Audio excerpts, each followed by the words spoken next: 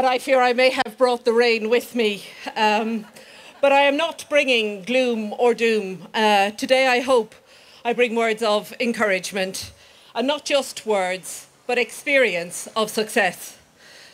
As everyone here knows, last week much was made in the media of 30 years since the Oslo Accords.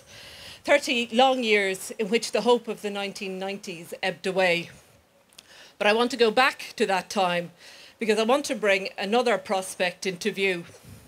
At that time, there were maybe 3 conflicts holding the world's attention. That in Northern Ireland, apartheid in South Africa, and of course, the situation here. And I think there was hope for 2 of those conflicts, but it was said Northern Ireland would never be solved. It was seen as intractable. I lived in Belfast at that time. We spent every second night in bomb shelters.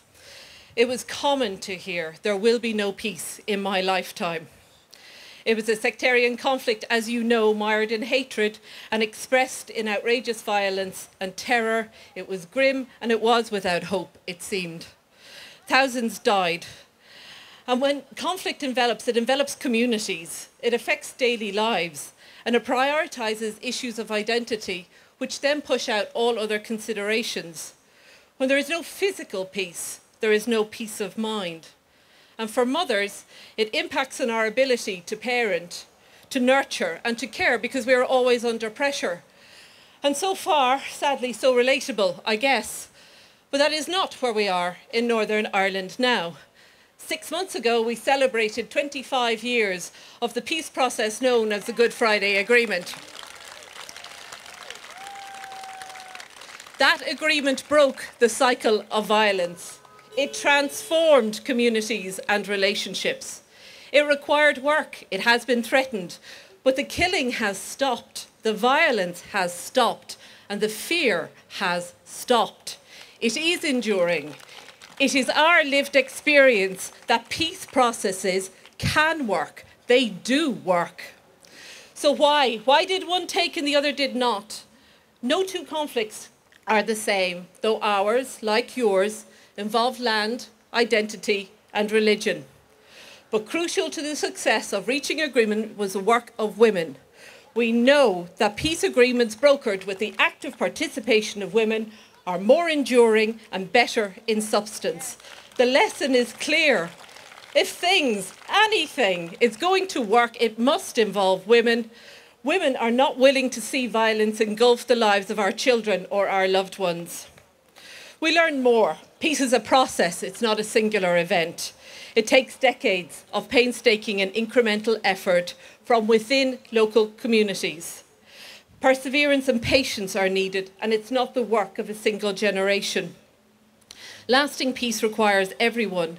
In our case, ordinary people had had enough, and they were furious at their own leaders for not aspiring to better. The past was important, but the future more so. It was people in all groups who showed local leadership, local courage, and local provision who prevailed, just as you are doing. Open and direct dialogue changes understanding. Mutual respect is the basis for a trusting relationship. You don't start a peace process with trust, but you build foundations that lead to trust. And it's all the more important because it necessarily involves participants who have been actively involved in violence. No side should be defeated. An imposed peace is not peace, and it's not sustainable. You must allow the other side to bring its community with them. And finally, the value of outside pressure cannot be overstated. We benefited hugely from the support of the European Union and the United States because they didn't look away. As the Ambassador of Ireland, I'm not allowed to give a speech without quoting an Irish poet. And it's usually Yeats. It says, "I will have peace there, for peace comes dropping slow. I hear it in the deep heart's core." It's not quick. It has to be built over and over. It has to be tended, which is why what you are doing is so important. A collective and shared endeavour. There is no other way. Women are often ignored. But I think the full quote is, first they ignore you, then they ridicule you, then they fight you, and then you win. By your presence here today, you are winning. You are showing the way for less imaginative and less courageous individuals. What you are doing is working. It will work. Just keep going.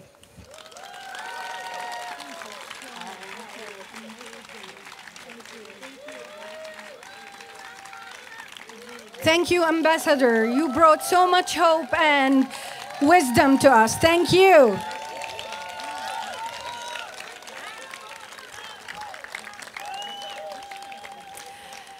Another country that is sending a very strong parliamentarian from its parliament to speak to us today.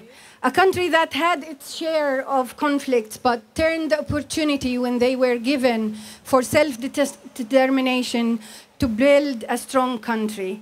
Finland is with us today. Finland is one of those countries in Europe that is doing all it can to bring Palestinians and Israelis together. Please welcome with me Eva Bjordet to the stage.